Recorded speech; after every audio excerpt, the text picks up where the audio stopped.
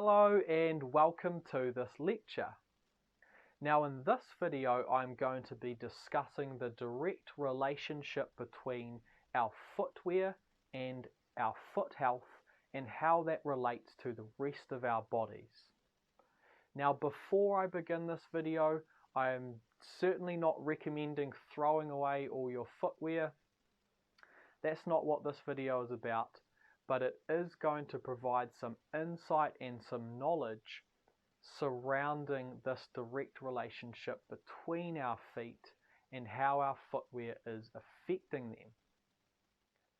So this can be quite a confrontational topic when we are looking at how our footwear affects our bodies, but it is extremely important to provide you with this knowledge so you can make an informed decision as to what is going to best suit you.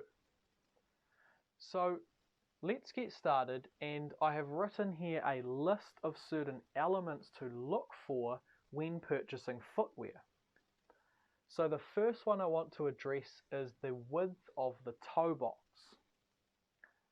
So the area of the shoe where our toes are sitting, if the shoe is wide enough, our toes have the freedom to splay and perform propulsion. Now remember the anatomy of our feet. Our feet contain 28 bones, 30 joints, and over 100 muscles, ligaments, and tendons. Now if you imagine for a second if the shoe is not wide enough to accommodate for this intricate structure, what is this doing to our foot? This can literally reshape our anatomy over time. And you'll often hear the term, I just have to break in my shoes first. And if we think back to when we're children and we first buy a piece of footwear, and they often caused our feet a lot of discomfort until we broke in our shoes. And this is literally the anatomy, all of these muscles, ligaments, and tendons being forced into an unnatural shape. Now this can go one step further, and this can lead to bunions. And this is an example of accumulative damage. So if we are constantly every single day forcing our feet into a structure that does not accommodate for our natural shape, we can run into problems like bunions. And this is when our toe is forced inward and the bone and the joint is forced outward. And this can be extremely painful and is just simply unnecessary. Now I understand that there is a fashionable element to footwear, and that is an area where we must weigh up where fashion and function can come together. So nobody wants to have foot pain, so if we have a wide enough shoe to accommodate for the size and the width of our feet, we can still receive the protective elements of the shoe without it reshaping and restricting our anatomy. Now next up, the heel to toe drop. So if we have the height of our heel the same height as the toe box, then we have a flat surface that we are placing our feet in, and this is not altering our posture. Now as soon as we start to raise this heel up more, and it is much higher than the toe box, this is raising our heels up. So this is when we run into compensatory patterns. So we are not naturally tipped forward like this when we are in our natural state. So if we are lifted up every single day and every step we take, our posture has to change to some degree to accommodate for this change.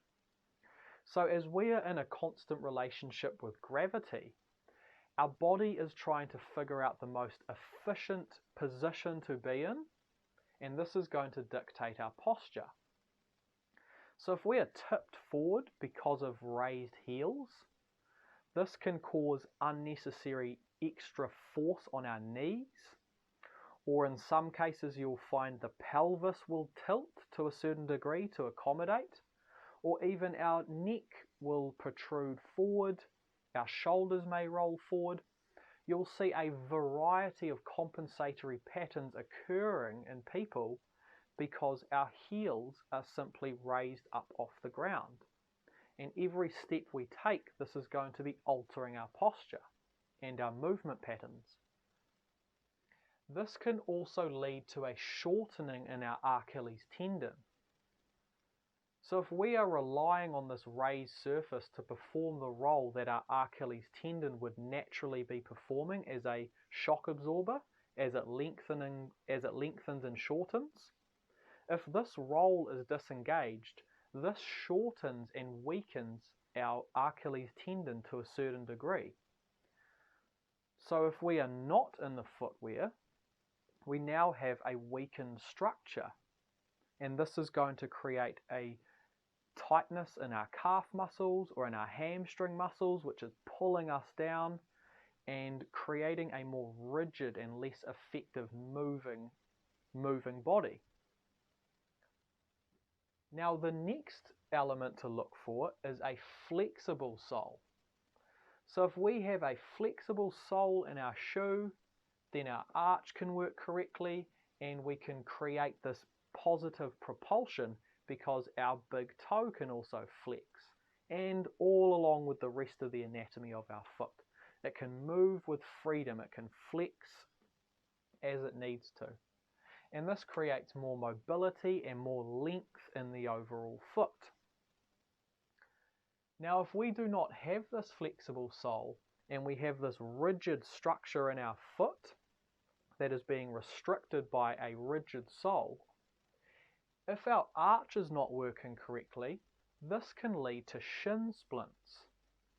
So our arch is one of the functions associated with shock absorption and propulsion. So if the arch is not working, the next step up is our shins, and now they become shock absorbers when they really do not want to. So many people suffer from shin splints and are unaware of what is causing these issues. As soon as we disengage our intricate and very efficient structure, which is our foot and our ankle and our calf complex, this inhibits all of these functions. So this is another example of compensatory patterns in the form of shin splints. So this can be very, very limiting and very painful, once again very unnecessary when we take care of our feet. Now a thin sole is equally as important as a flexible sole, and this is related to our sensory receptors. So when we have a thick cushiony sole, this is limiting the feedback that we can get from the ground. This is also placing our feet in one given environment. So if we remember back to the first lecture, where our sensory receptors are basically a brain, and they allow our feet to be more mobile and allow this dexterity and this freedom of movement to adapt to hard surfaces and soft surfaces and everything else in between. But if we are standing on a thick cushiony sole in our shoes and we're walking about in this environment day to day, these sensory receptors are not able to send these signals to our body. So we have less adaptable feet, our posture is also affected, and once again our feet are simply restricted, becoming inhibited, causing compensatory patterns. And the more we rely on this thick cushiony sole, it feels like it's a shock absorber. So we get the sense that we are safe in these shoes, but really we are causing slow, accumulative damage that is happening in the background. Now this can also lead to the lack of functioning in other areas. So if we do not have these sensory receptors providing us this information of our environment, we do not have this relationship with established through our body, then things like improper glute functioning can occur because we're not connecting these functions to the function of the hip that provides this propulsion. So it's not just the arch and the big toe that creates propulsion, it's the entire connection through our bodies, but it starts at our feet. So if we disengage that initial signal from our feet, then these signals and these communications are not being established between the rest of the body, between the different areas of the body. So it's essential that we have these sensory receptors firing to allow us to provide us with the information we need to be safe and efficient movers. So a thin sole will still provide your foot with the protection, but it will allow the foot to be a foot. And that is basically taking me to the final point where less is more.